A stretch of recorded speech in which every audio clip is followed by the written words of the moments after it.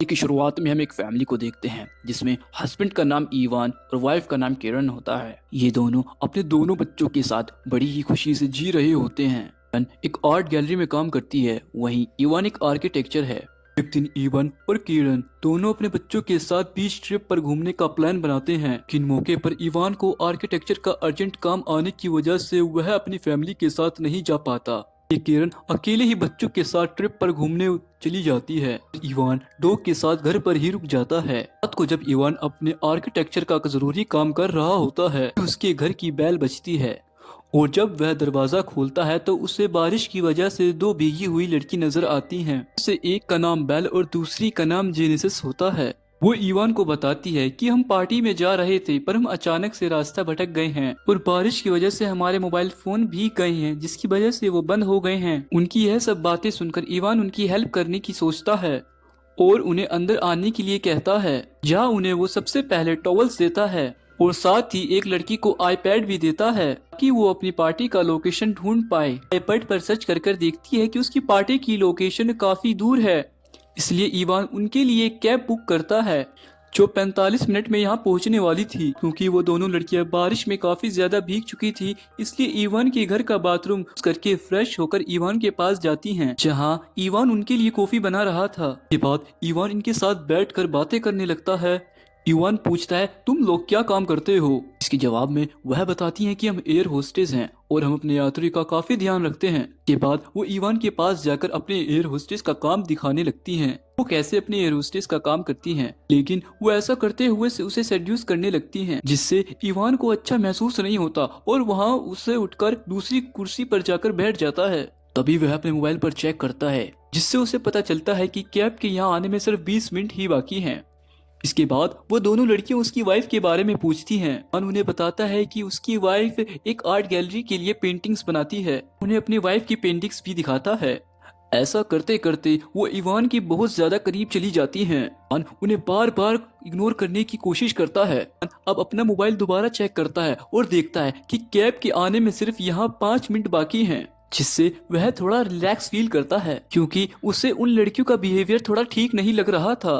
वहीं कैब के आने से सिर्फ 2 मिनट पहले ही बेल और जेनेसिस इवान के वहां ना होने का फायदा उठाकर बाथरूम में चली जाती हैं। अभी वह जल्दी से कपड़े सुखाकर बाथरूम के पास जाकर उन्हें कहता है कि तुम्हारे कपड़े सूख चुके हैं और बाहर तुम लोगों की कैब भी आ गई है। लेकिन वो दोनों अंदर मजे से नहा रही होती हैं और इवान की बातों को इग्नोर कर रही होती हैं।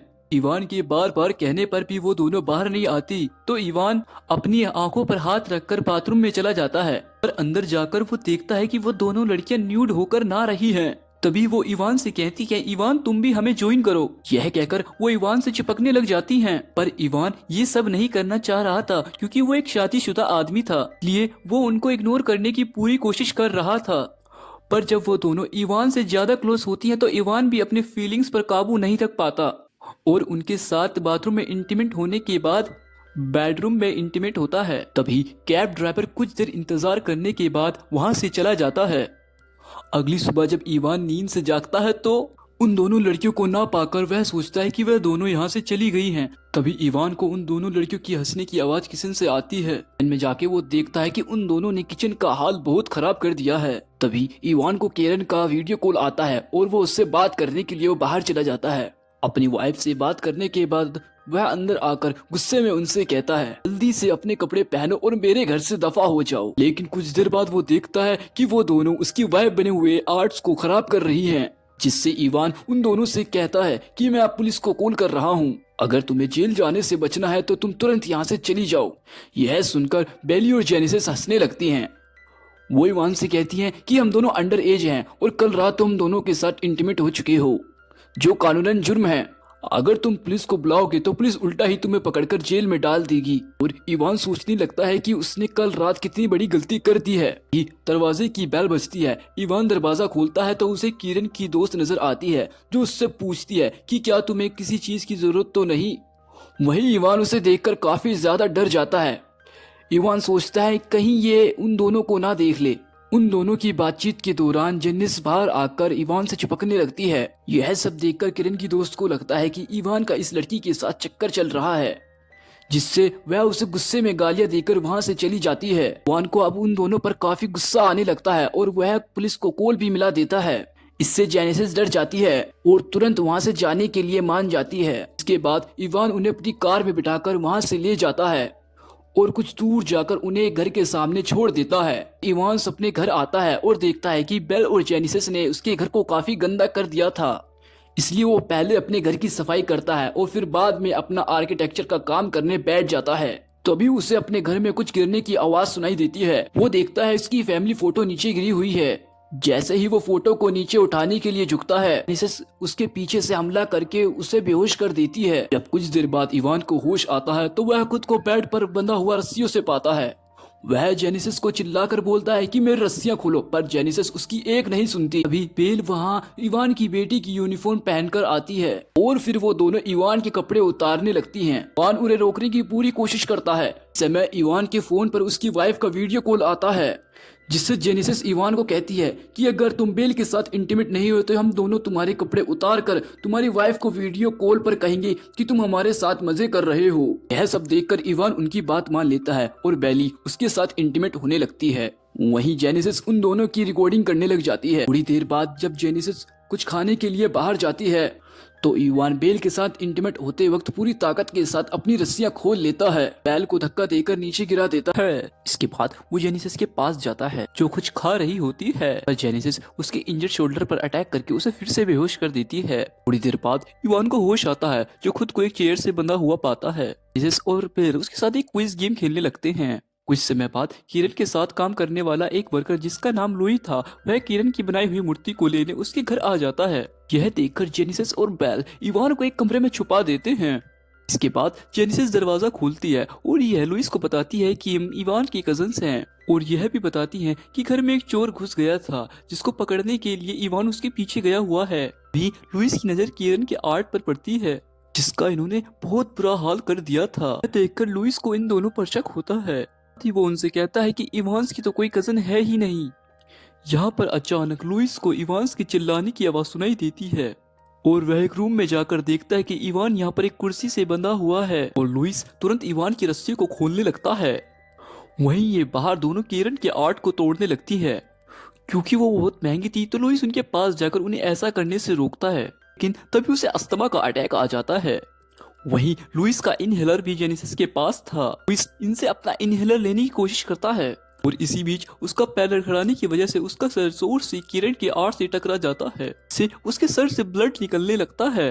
कुछ सेकंड बाद उसकी मौत हो जाती है। इसकी मौत को देखकर बेल और जेनेसिस हंसने लगती हैं, जैसे कि उनको कोई फर्क ही ना पड़ा हो। उनको ऐसा हंसता देख इवान समझ जाता है कि यह दोनों साइको हैं। के बाद जेनेसिस और बेल लुइस की बॉडी पर आर्ट कवर अप करके उसकी बॉडी को उसी की गाड़ी में रख देते हैं। वापस आकर लुइस और इवान के फोन से एक दूसरे को मैसेज करके ऐसा शो करने की कोशिश करती हैं जैसे किरण और लुइस का साथ में अफेयर चल रहा हो। दोनों के अफेयर के बारे में इवान को पता चला तो इवान ने गुस्से में आकर लुइस का मर्डर कर दिया।